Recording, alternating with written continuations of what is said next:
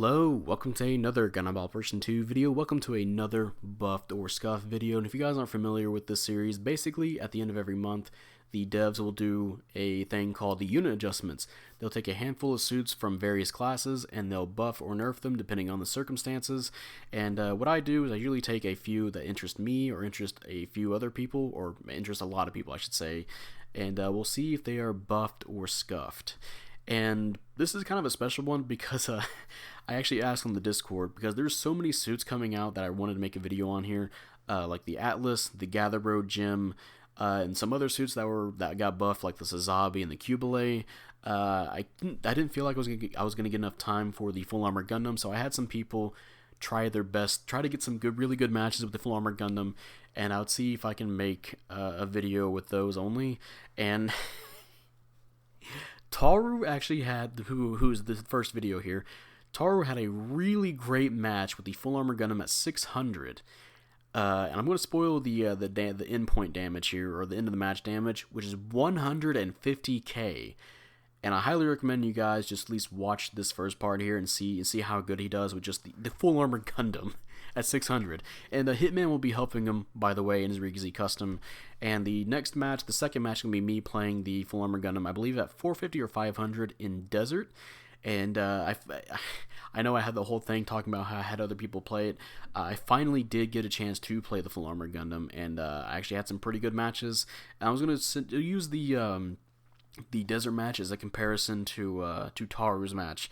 Taru is a person who has played the Full Armor Gundam quite a lot, and he does it for memes because that's his meme suit. Kind of like how I say the Gelga cannon or other suits would be my meme suit, that would be his, is the Full Armor Gundam, and he's done well with it before the buff. But even he would agree, and a lot of people would agree, that the Full Armor Gundam itself was in dire need of a buff. I believe the last time it was buffed was not even a buff for itself. Either in 2019 or 2020, the Full Armor Gundam and every other suit in the game was buffed to have AMBAC in space. I say every other suit in the game. Every other suit that didn't have AMBAC for space now has AMBAC. So technically it was buffed for that. And I don't even remember if it had another buff like that beforehand.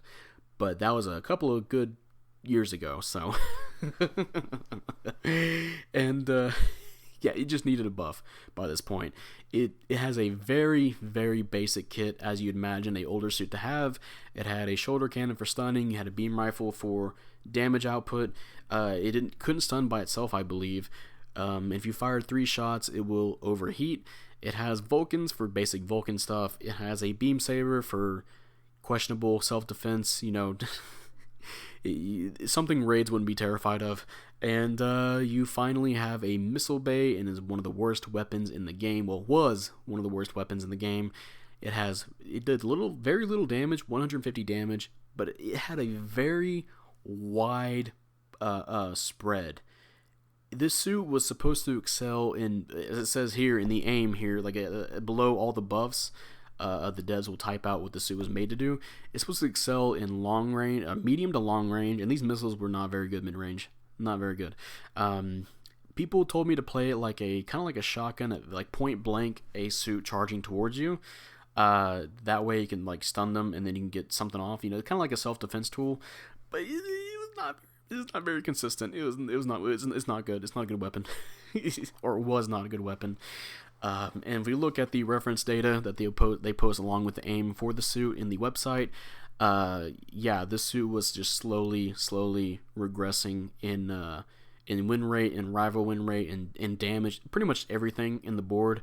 Actually, except for the amount of mobile suit losses, it was kind of sort of in line with the average, but everything else was just worse. And the thing is, I believe these stats would be a lot more worse if more people even played the suit. Like we're looking at the win rate here. The win rate for its native cost, which is what the suit, usually suits will do the best in native cost. Now, the average win rate for a support for 450 is 50.1. This suit had a 47.2, and as we know from a past couple of buffed or scuffs, sometimes a suit will get buffed when it has a 48% win rate. So the suit was already falling behind. At 500, 50.3, this had a 45.1. At 550, 49.1, 45.0. At 600, 50.3, it had a 44.4. And finally at 650, 50.1 to a 42.0. I don't even want to get into the rival win rates because they look very sad. Actually, you know what? I'm going to mention the last one at 650 just because it's funny to think about. At 650, the rival win rate was 49.1. This suit had a 30. I believe that's the lowest I have seen a win rate be. That is, whew. And the damage actually was kind of around the 55,000 to 60,000, even though damage climbed up in cost. Like, for example, 450 was 62,000, and then they went to 63,000, 66,000, and so forth, 73,000, all that good stuff. For the full armor Gundam, it was 58,000, 53,000, 58,000, 60,000, and 59,000. It was it feels very sporadic. It didn't feel like it went above. It wasn't slowly increasing. It was just kind of, it was very weird. So yeah, the full armor Gundam was desperately in need of a buff. And thing is, a lot of people have told me this. I have said this. Even people who played the suit as a meme, or actually even just enjoyed the suit in general, needed a buff. There's some people out there that try to tell me that the full armor Gundam didn't need a buff. That, hey man, it depends on the pilot, right? No, not even pilot skill would. I guess technically pilot skill you can do well sometimes, but yeah, if you can literally pick any other suit and just either those suits would have way more weapons for different situations, you'd be more viable in a lot of different situations, or you'd be more tanky in certain areas the full armor Gundam wouldn't be, or maybe even extra tanky where the full armor Gundam would be, and even more. It's just, yeah, the full armor Gundam was just struggling at native cost, which is where where most suits would be at their best, right? They'd be at least around the average win rate. So yeah, full armor Gundam was in need of a buff for a good while. So what did they buff about this suit? Now, starting off, there's some general unit features that got buffed. Most of these are going to be for the level 2 and above suit. So the level 2 range attack range attack was buffed from 38 to 42. That goes up in cost, and now you'll do more just base range damage, which is pretty nice. Of course, you can build for that to do more damage technically. The unit skill high performance radar level 2 for the level 2 unit was raised to level 3, and that raises up for the other units as well. So now you can see people farther on your radar.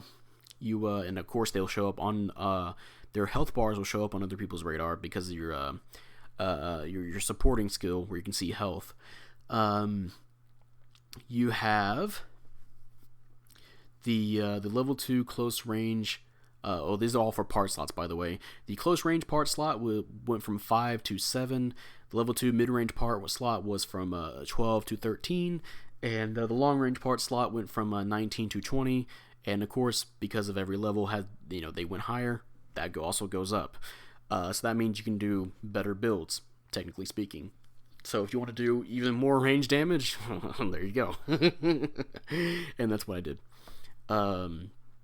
Now, like I said before, the weapons on this suit were very basic, but they did buff these weapons, and one of the weapons, the missile bay, was buffed heavily to where now I believe it's actually really, the full armor Gundam can actually do decently well now.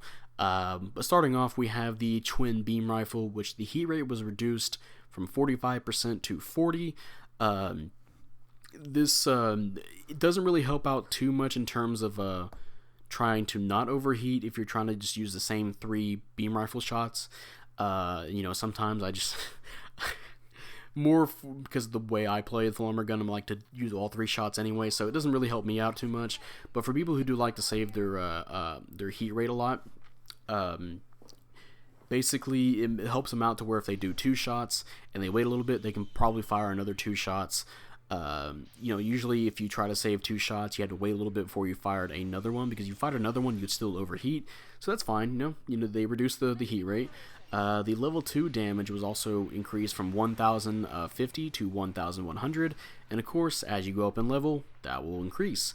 And yeah, if you're building a certain range damage build, I have gotten 1,500 damage per shot at high cost, and 3 of those hitting after a 3k damage shoulder cannon, yeah, that's gonna hurt. You know, the 360 millimeter cannon, you know, the shoulder cannon, the ammo actually went up from 8 to 10, so now you have more rounds. The reload time was actually shortened by quite a lot. It went from 18 seconds to 13 seconds. Quite a jump there. And the level 2 damage went from 1,575 to 1,650. So now you got a good damage jump up as well. And of course, for every level, that also increases.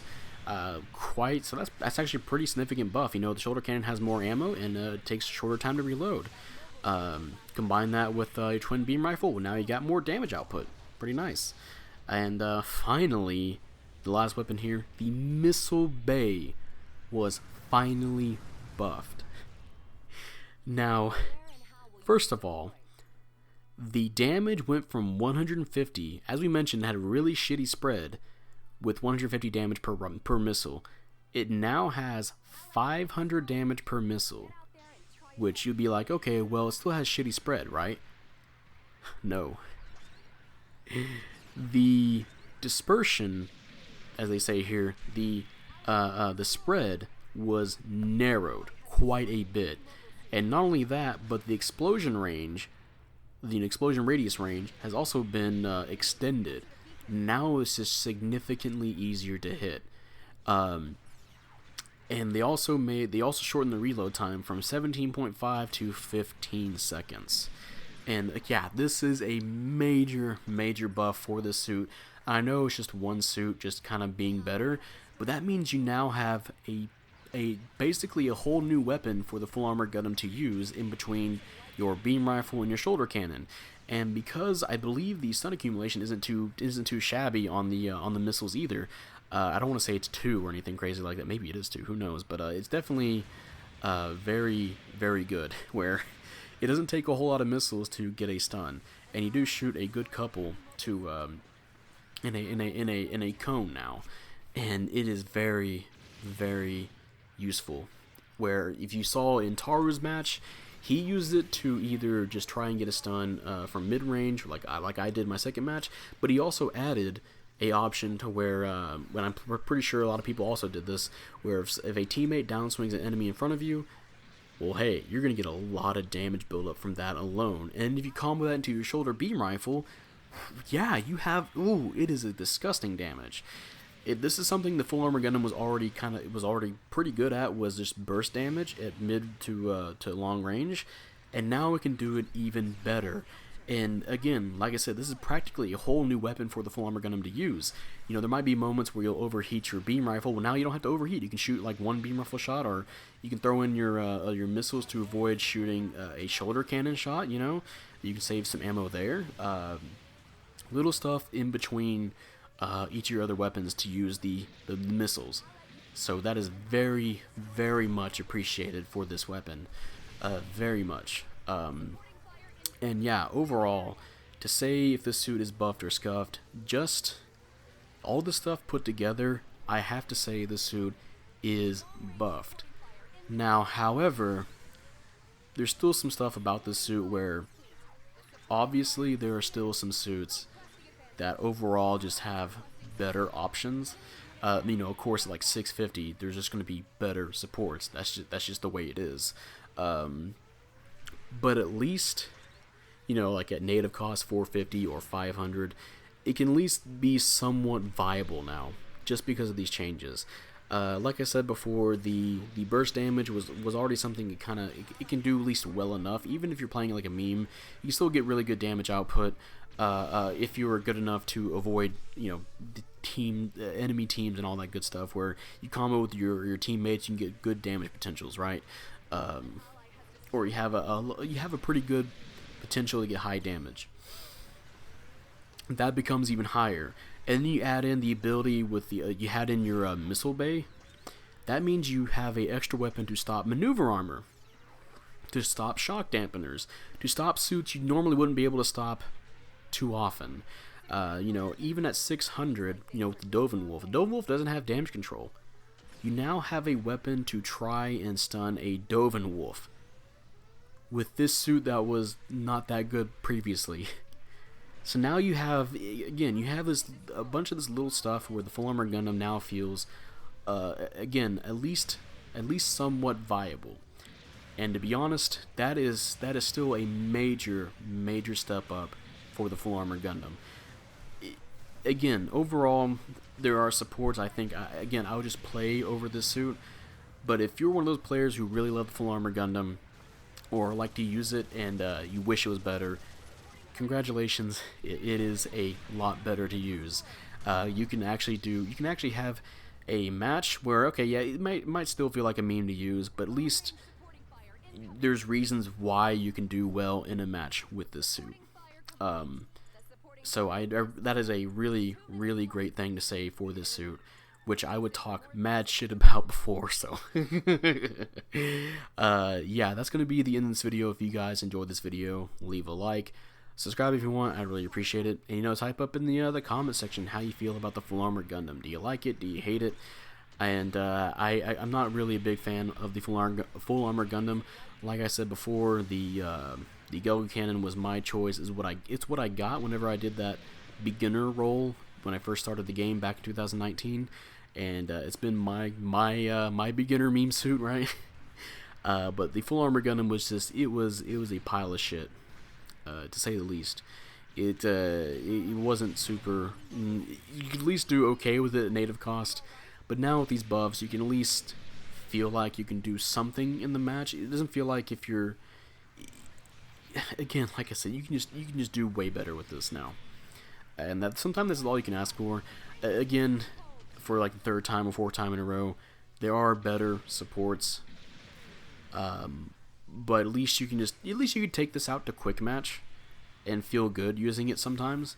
I still wouldn't recommend it for rating match, but hey, if you want to dunk on some people in rating with a Full Armor Gundam, you might have the chance to. So, and again, I want to thank the people who at least got some matches with the Full Armor Gundam. By the way, I know I took Taru's video. That's just because Taru's video is just, damn.